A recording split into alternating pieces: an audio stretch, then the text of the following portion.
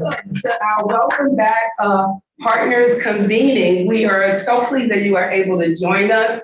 We are so pleased that you all are our partners, and we look forward to continue work with you as we move forward. Not really post-pandemic. I don't know if there will ever be a post-pandemic, at least not anytime soon, but the work that we're doing to ensure that our communities are at a place of equity, that we're providing all of the necessary physical infrastructure, real estate, programmatic support for the communities that have been the most negatively impacted by COVID, but also that have been at a place of inequity traditionally for quite some time. So we at LISC are very glad to have you as partners, and we look forward to working with you. I am Valerie White, Senior Executive Director of LISC NY. Some of you I've had the pleasure of meeting in person, and it's so good to see you again. There's a few I'm like, oh, I finally saw you for the first time. And then there's a few that I've known for a long time, and even former employees in here. I can't go anywhere on the face of the earth without running into somebody that I've had the pleasure of working with. And so glad to see you. Okay, so I wanted to talk a little bit about what we're doing at LISC, and then into, say hi to the team, and then turn it over to the folks. I think the next slide is our person. Christina, are you doing the slide? Yeah, okay. That's great. All right, we're still getting used to utilizing the technology here in the building.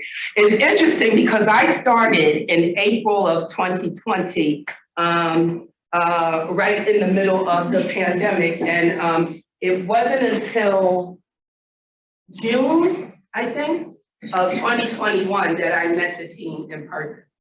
And that was just an interesting time for us to work. And I am so incredibly proud of the work that this team has done in with me starting, their support of me, their support of you, the support of our community, and the fact that we, all of us as an industry, were able to provide the type of support that we did in a very stressed environment. So let me talk a little bit about LISC, and you notice it says LISC New York, and I'll talk about that in a moment.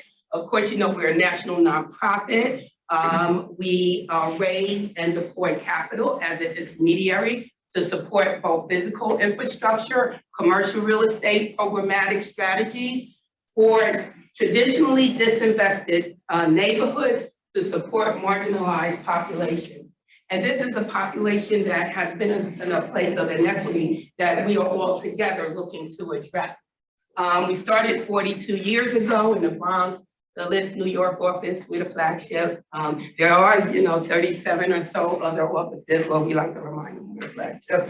But, all together with the support from LISC National and our partners, of course, the network, we've come up with this strategy of a platform of racial and economic equity, and everything we do is tied to that. So we're very deliberate, we're very intentional, and we work very hard to ensure that when we move forward with something, that we can identify very specifically how it meets the racial and economic equity platform.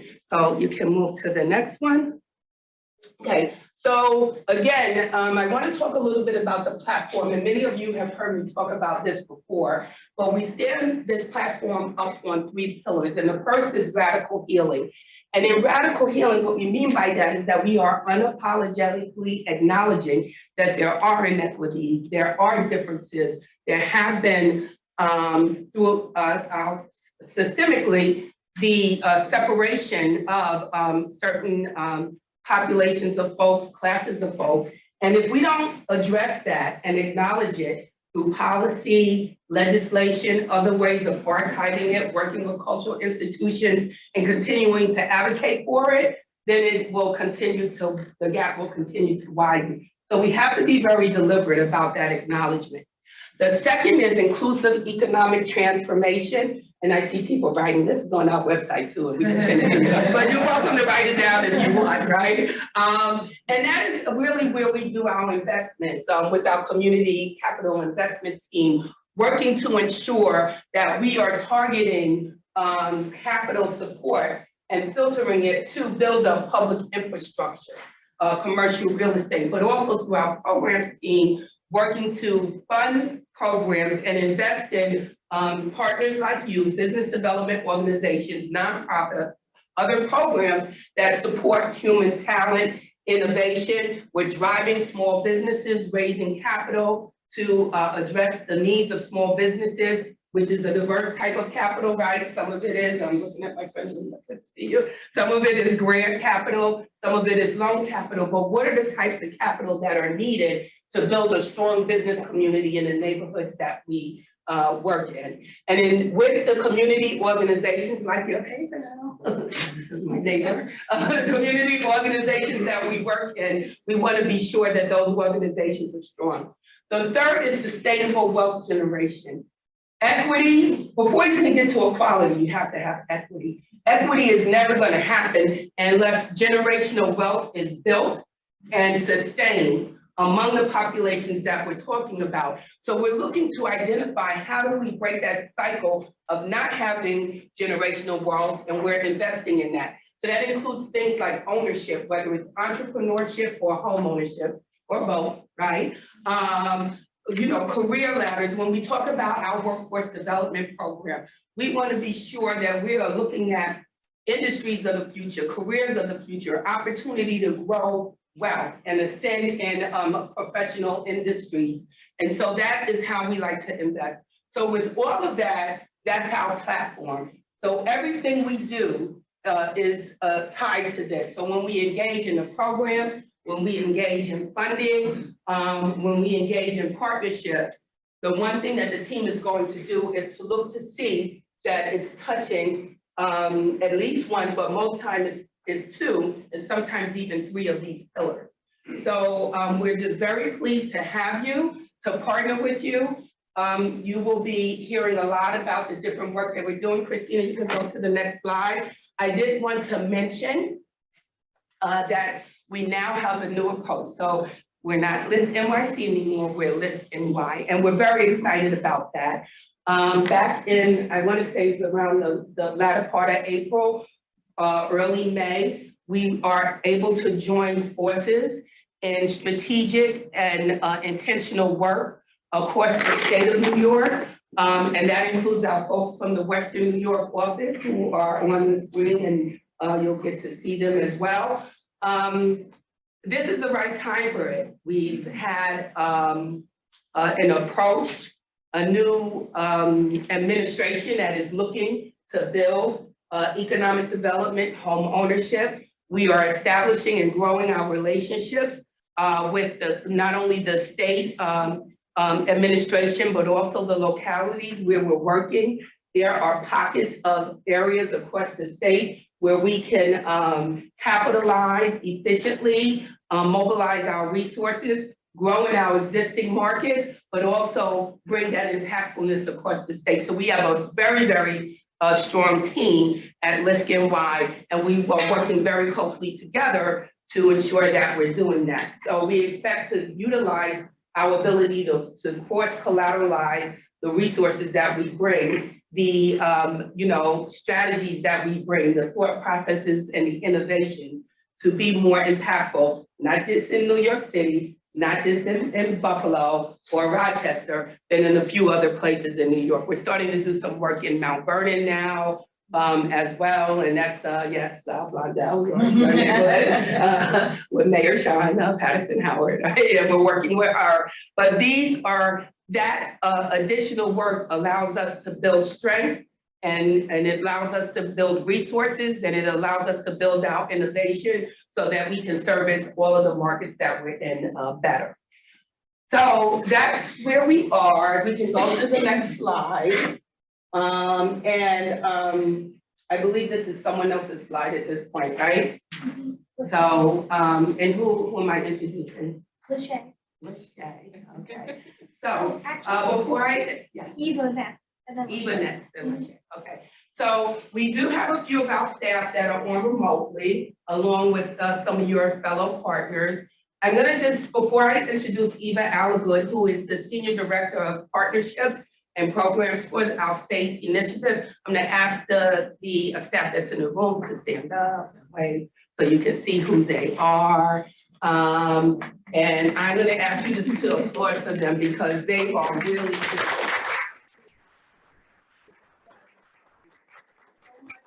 in terms of ensuring that we are connecting with you and connecting with the community and making the necessary investments. So I'm thanking you all here, and I'm sure our partners will thank you as well as you all on the phone.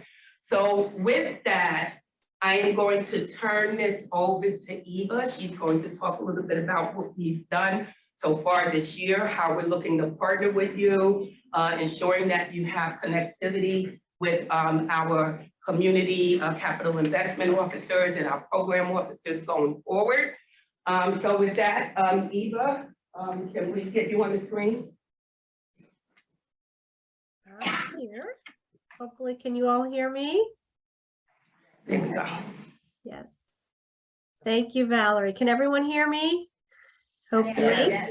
Yes, great. Okay, good morning, everyone. I'm so glad to participate in this convening with all of you. My apologies that I can't be there in person. You can hear from my voice, I am avoiding being around you in person with a cold.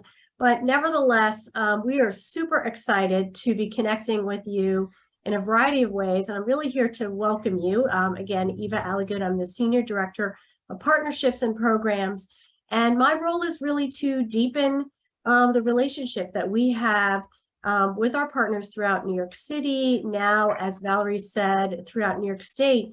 And this convening this morning really is an embodiment of how we want to do that. And in a nutshell, it's about a two-way conversation. It's about making sure that we're sharing what we have been doing, what we have to offer, which Valerie touched on, and you're going to hear a lot more about in the presentations you're going to hear from other staff members shortly.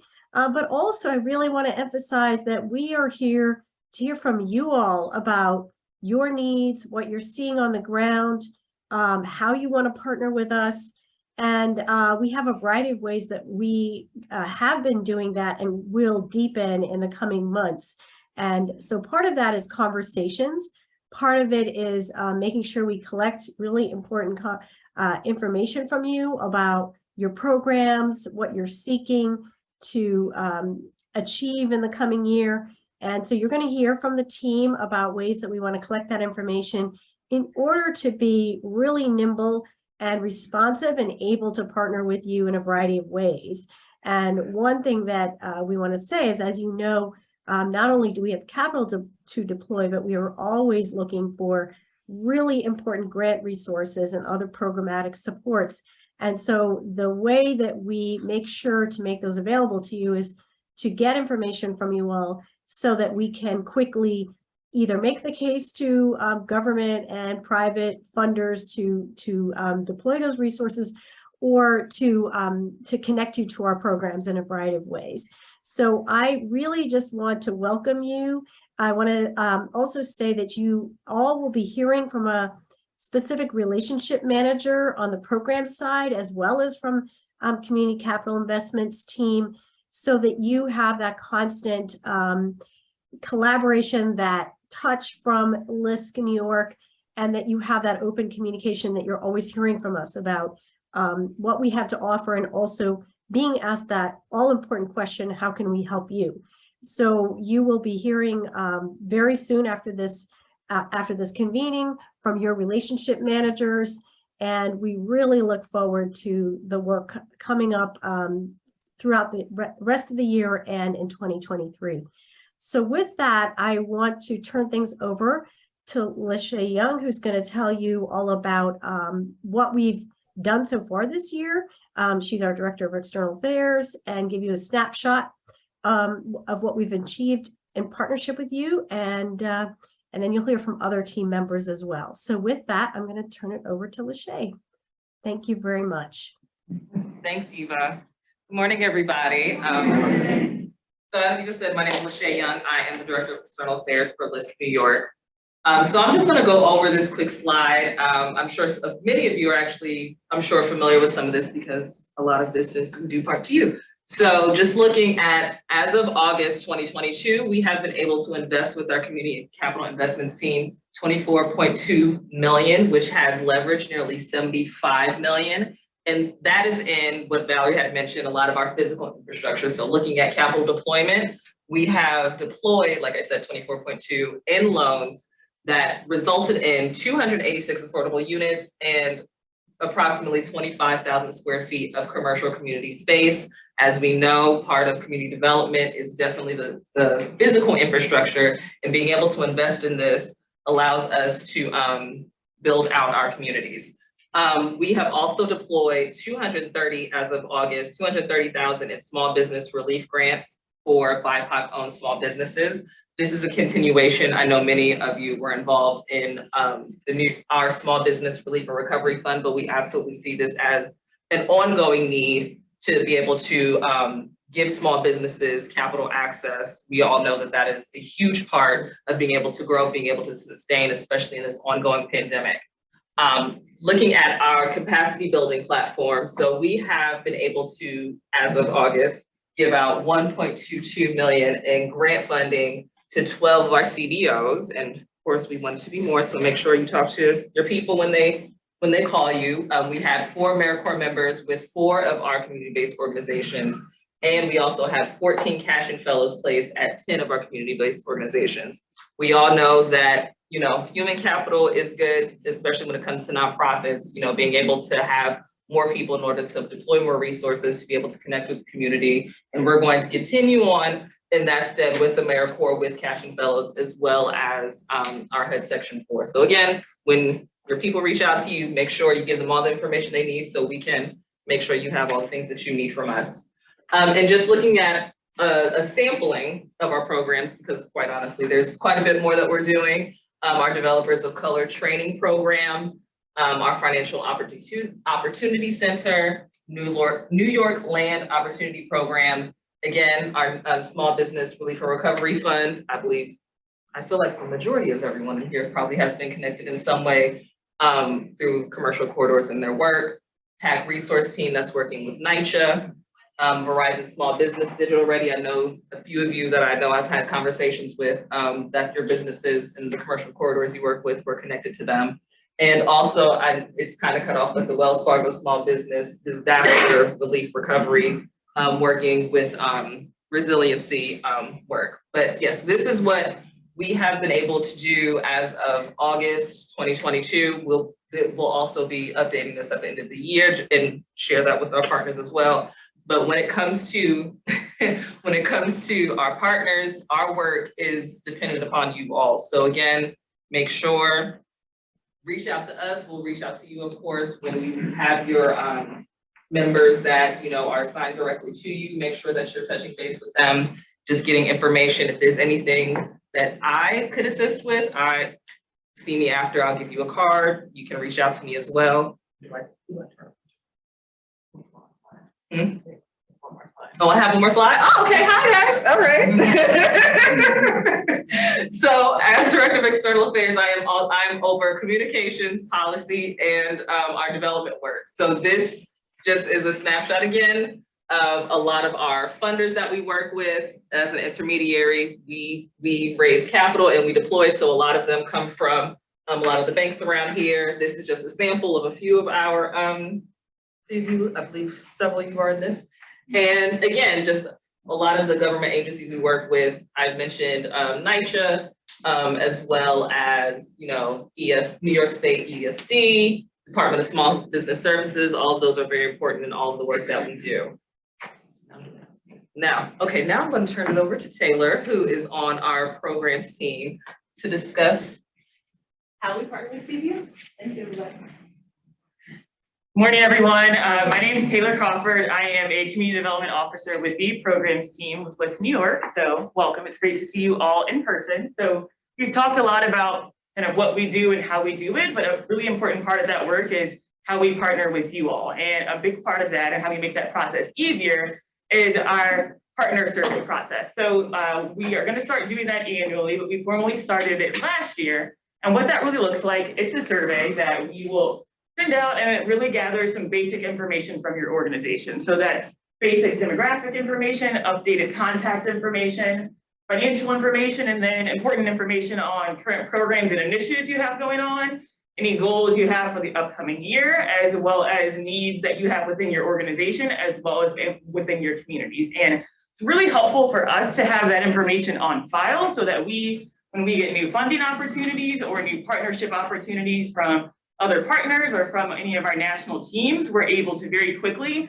go to that list and go to that information and see kind of which one of you all might be the best partner for that opportunity and then quickly reach out to you. So it's really helpful for us to have that information on file. It's not too long, but it's a quick process for us to ensure that we know the needs that you have in your organizations, but also in the communities that you serve. So that's happening again this year. We did it last fall. That will be a survey that's emailed out to you, and then it will be due on October 31st. So just so that you know, these are some results from the survey last year, and it's really helpful for us to see kind of common themes that are happening across your organizations, as well as common program areas. So some common themes that we saw last year, which were not surprising. So a lot around COVID-19 relief and recovery. We know that's not over, so that's going to continue into this year. But also a lot about affordable housing and homeownership, as well as a lot around small business support. So it's really helpful for us to see that, but also aggregate all of that data and information to see where common themes are. That really helps us think about our work moving forward, both programmatically, but also with lending. So that's kind of the process. We'll be reaching out to you later this week with that. We wanted to ensure that you all knew kind of how important that work is to us and kind of how we use it. We can go to the next slide. So now we've talked, again about our work and how we partner with you. So we want to give you all kind of a high-level update and kind of all of our key priority areas. So that's economic development, affordable housing, workforce development and financial mobility, and health equity. We also have some slides on our leadership development work as well as capacity building. So with that, I'll go ahead and pass things over to Matthew to talk about affordable housing. Thank you, Taylor. Good morning, everyone. How are you all doing? I'm Matthew Mathias. I'm a housing program officer with LISC. I think Valerie mentioned it pretty spot on. Our mission here at LISC is racial and economic equity. And so, especially for the affordable housing team, that is essential as well. And so we, not only in our programs, but also in our approach and how we handle ourselves with just different developers and firms, we prioritize that as our lead key motivator. And so we, through financing and technical assistance to nonprofit developers, we provide and really galvanize MWBE firms and firms of color to advance an equitable, affordable housing ecosystem within New York City. And so I want to give you guys a little bit of 2022 impact highlights. So this is great because this is an updated number from the slides that were presented previously, but we actually have provided $28.3 million in financing to build and preserve 301 units in affordable housing. So that's an amazing feat right off the bat. We've also concluded our second cohort of LISC New York City's Developers of Color training program this past summer with 21 developers in that cohort. So to give you guys a little bit of knowledge of what Developers of Color is, it is a 6-week module run training course that runs twice, 2 sessions a week for 2 hours, where developers and up and coming MWE firms are really learning on what it means to be in the affordable housing sector, being in the real estate sector, and learning the training necessary, learning how to secure a deal, learning how to maneuver all of that. And so that has networking opportunities, it has one-on-one coaching opportunities for the developers, and just greater capital access as well through our teaming up with, yes, exactly. Our capital investments team, we team up with them to really facilitate that as well for our developers. And then we also launched our new cohort of NYLOP, which is the New York Land Opportunity Program. So this program is focusing on partnering with mission-driven organizations or faith-based organizations to use the already excess land that they have to convert and create and construct affordable housing units on that land. So it's a really great and innovative program that we're excited to really be working on. By the year-end goal, we plan on deploying $31 million in financing to build and preserve over 350 units in affordable housing. We will also be launching, and actually applications are live, for our third cohort of LISC New York City's Developers of Color training program. It's a tongue twister. But yeah, we're super excited about that. So if you'd like to know a little bit more about that, please get in contact with me. We will also be launching a $1 million credit enhancement fund to expand just greater access to developers of color in New York City. And then lastly, we'll be announcing the Wealth Opportunities Restored through Home Ownership, or WORTH BIPOC initiative, to create 5,000 net new BIPOC homeowners in New York City. So really using everything that we've been hearing today and really implementing it through the housing initiatives we have. Now I will be introducing Emilio, who will be talking a little bit on the economic side of things. Good morning, folks. Thank you. I couldn't be there in person, so I was hoping to get a little bit of that energy from the room. I was hoping to hear you. I'm glad you all could share your voices and say good morning. As many of you know, my name is Emilio Gonzalez. I'm the Community Development Officer here with the LISC New York Programs team, and my work primarily covers our economic development work as well as our capacity building and our leadership efforts. We can move on to the next slide. So Valerie earlier on in her welcoming remarks spoke about specifically the three LISC New York pillars of income was inclusive economic transformation. And as we all know, that doesn't just mean access to capital and resources, it includes the wraparound services as well. Just because you give a business or a developer access to funds doesn't necessarily mean that they will be successful or they will know how to use it the right way. And I think that's a big part of what we strive to do here with our LISC New York model and our economic development model, specifically with our network of 16 BDOs, our business development organizations that provide that technical assistance, and were instrumental, I think, earlier in 2020 and 2021 through the various stages of our relief and recovery fund, and continue to be instrumental in supporting the businesses and the residents in the neighborhoods that you serve. As you can see from our impact highlights, we provided technical assistance to over 3,000 small businesses and deployed over $750,000 in relief grants to 134 BIPOC-owned small businesses. And throughout my time with the LISC New York team, I've had the opportunity to take trips to some of your corridors, your catchment areas in Harlem and Bed-Stuy and Staten Island, and connect with, of course, you, our community-based organizations, but also the small businesses that you work with and serve. And it was really impactful to me to hear specifically what those funds were used for and how impactful and necessary and supportive not only the capital and resources were, but the technical assistance that you all provided and that we were able to provide.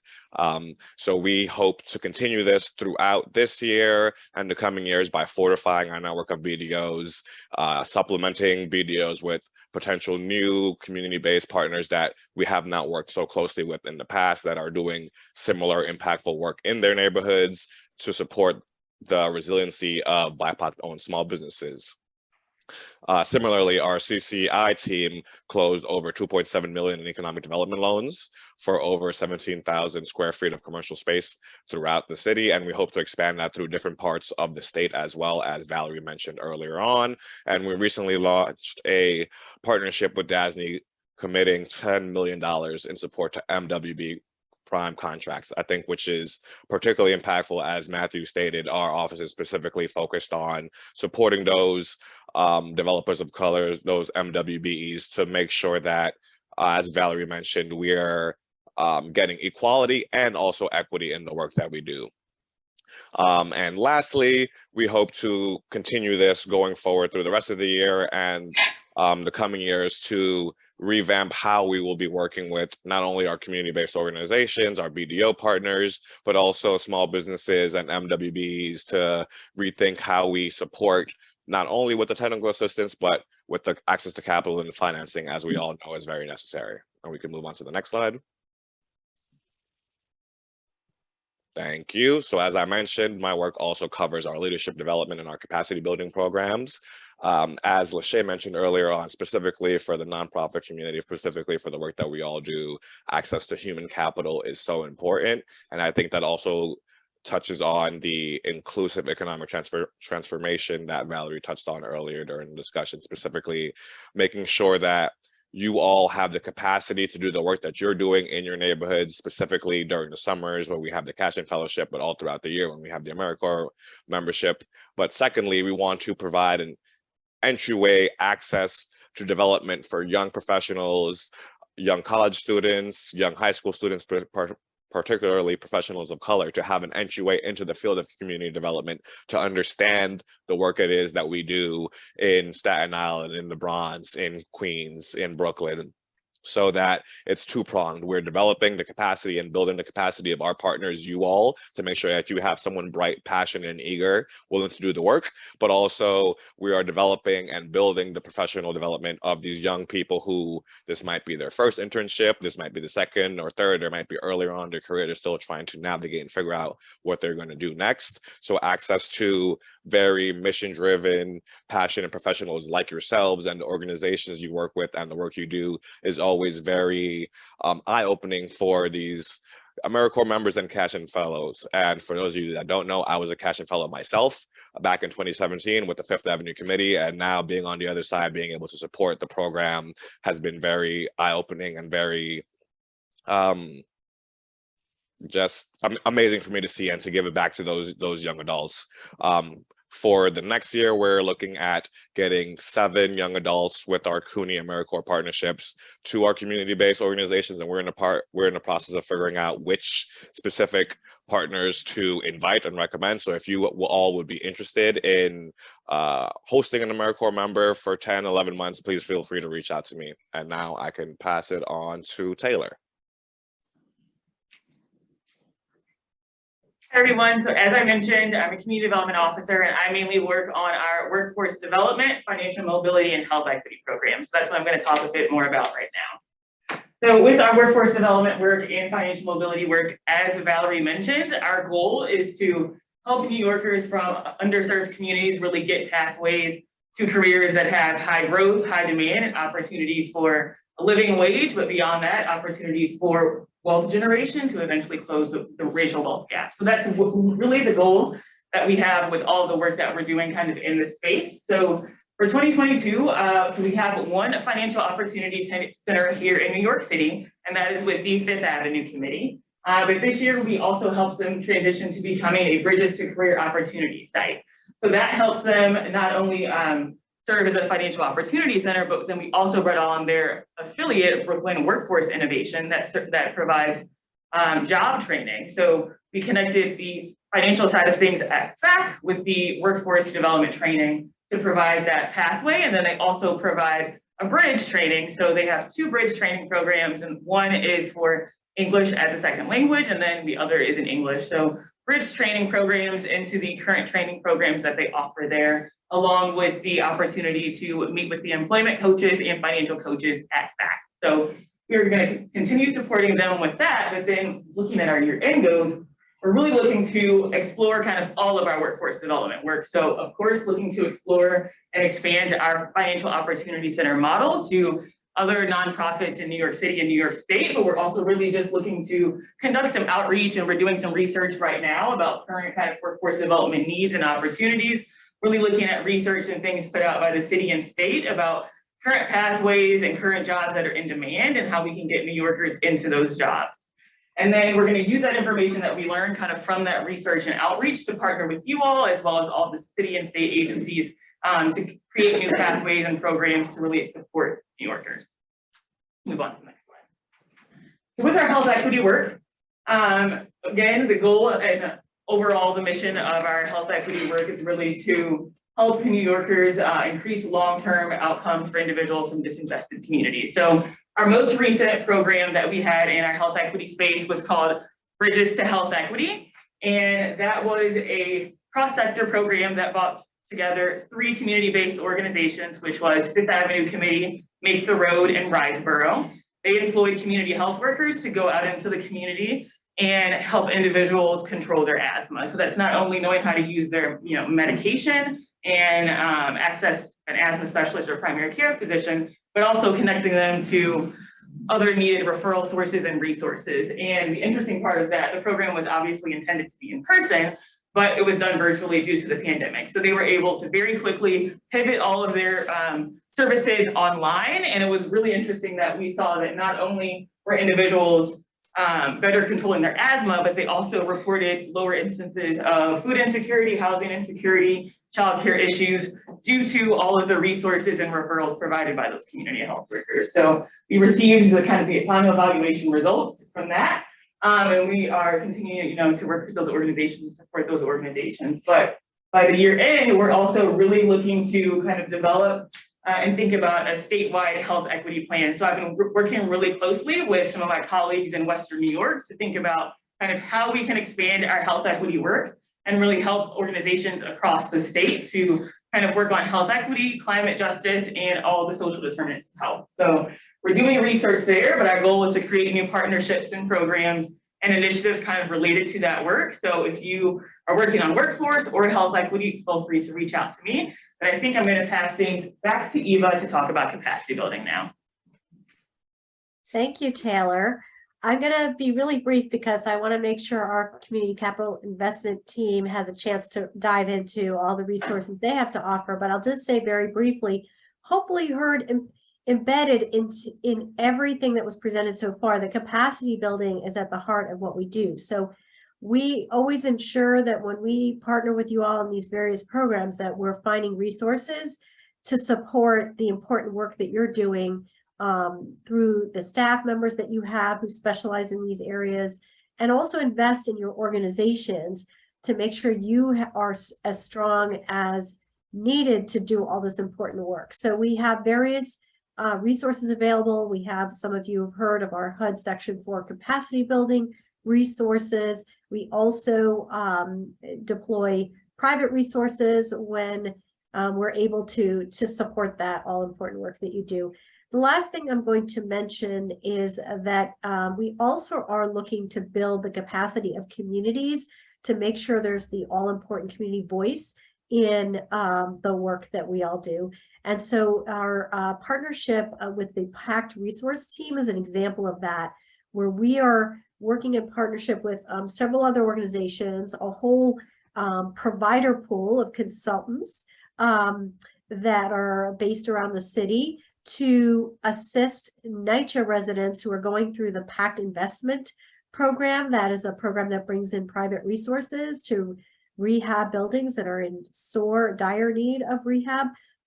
We are deploying consultants to assist them in having a seat at the table, in having the information needed to really weigh in on who they want to bring into their developments and how they want the work to go forward. So we really see that as a capacity building program. It's going to be going forward. It's underway and it's going to be in place for the coming 3-4 years. So with that gives you an overview of our capacity building program, and I'm going to turn it over to Christine on our community capital investment team to talk about our capital resources. Thank you. Good morning, everyone. Good morning. Very nice to be with you in person. I'm Christine Retzloff-O'Connell, Director of Community Development Investments with the Community Capital Investments team. I'm being told to raise my voice a little bit. So I'm one of 7 who work across New York State to provide lending resources to development projects. We'll talk about what those projects look like. So LISC as a whole, the 37 offices across the country have invested $24 billion since 1979 and leveraged $69 billion, so working with partners.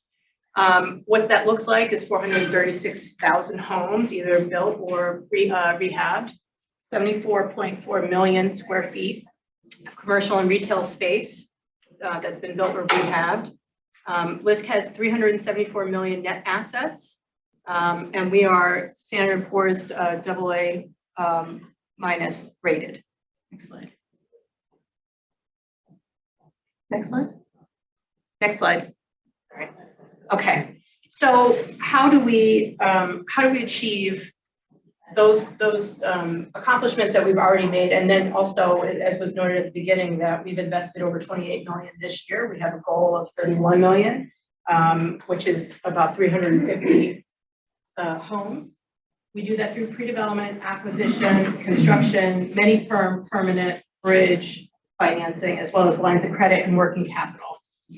We invest in a number of different types of opportunities, including affordable housing, rental and homeownership, as well as shared equity like community land trusts, economic development, mixed use, community facility, commercial, industrial, as well as charter schools. We do have some expertise on the national side focused on charter schools, so we work with our national partners where we can to make these projects happen. Next slide. Okay, so this is just a deeper dive into what our products look like.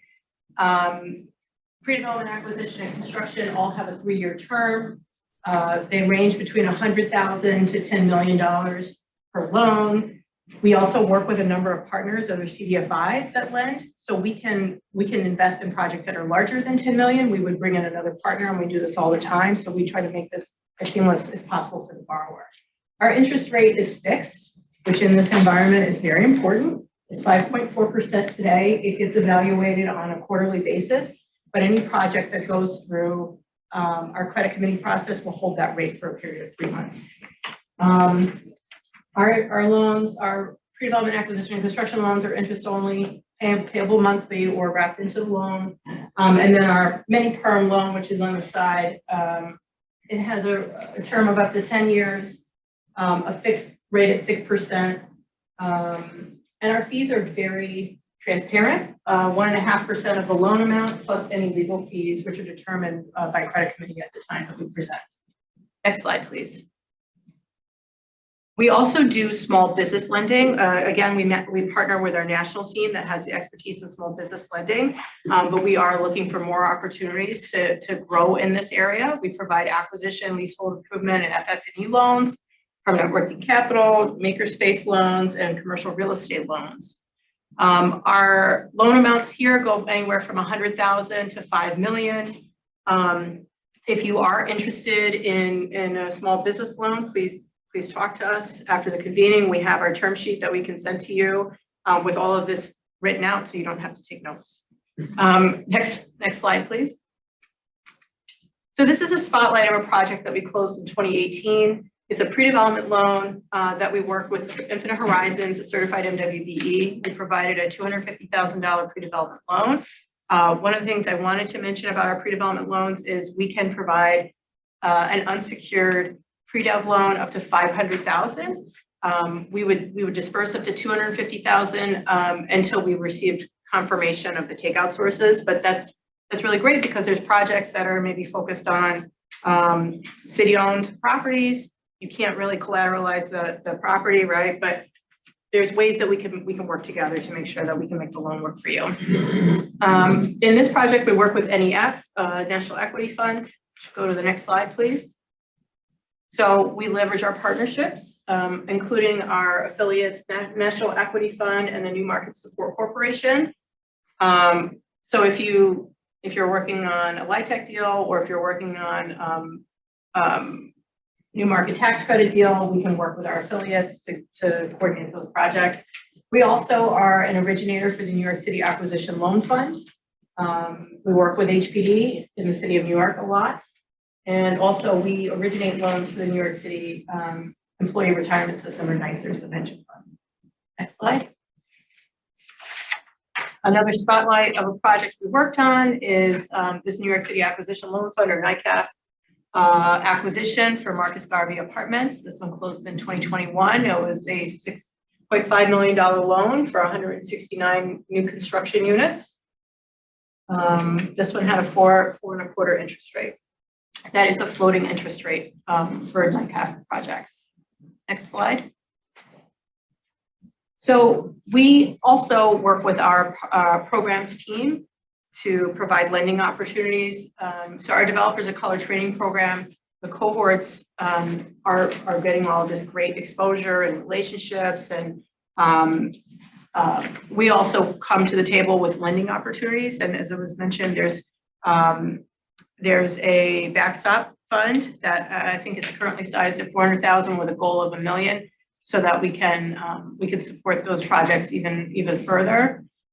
We also work with our New York Land Opportunity Program participants. If they're looking for lending and our products meet their needs, we're happy to provide a loan to them as well. And then we also launched the New York City Inclusive Creative Economy Fund, which was a 6-year program focused on investing in affordable spaces for businesses in the creative industry. Next slide. A spotlight for for that fund is that we did facilitate an acquisition and construction loan with Evergreen Exchange. Leah's here today. Thank you for being here, Leah. That was a $5.8 million acquisition and construction loan, which was used as a bridge for funds that were coming in from ESD, I believe. That was a 24-month loan with a 6% interest rate. Next slide. Okay. That's the last slide. And that's the last slide for CCI. Yeah. Thank you, Christine. And just for everyone's reference, we have the whole team staff information, contact information here for you all to reference. You can take a photo, or we can also just email you the slides as well, so you can figure out who you need to reach out to for whatever your needs might be. Thank you all, and I can pass it to Christina for the Q&A section. Yes, so sorry, I'm back here in the Zoom, but if anyone has any questions that they want to raise verbally, also for those connecting via Zoom, if you want to send questions in the chat, we can just have anyone who knows the answers to your question answer them now.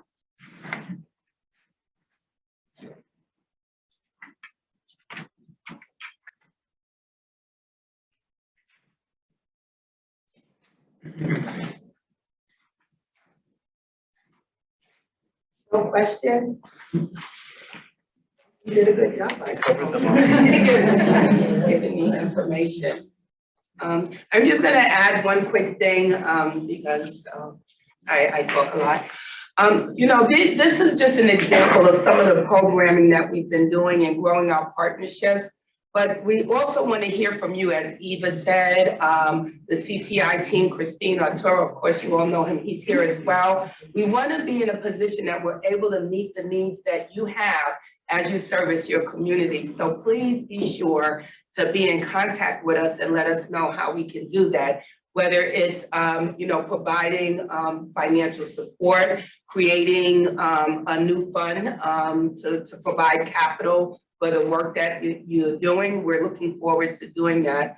And before I turn it back over to our individual meeting rooms, you see on the screen right now, I mentioned that we have our team from Western New York. So those are the folks there. We are collaborating very closely with them to build up our programming in Western New York and other parts of New York State, but also cross-collateralizing our resources and experience so that we can bring the best service to everyone that we work with across the state. So no questions? Nothing in chat? Just a quick question of clarification. When you say that you've expanded, Yes, are you now the person overseeing the whole state? yes. Okay. And the team is supporting it. Yes.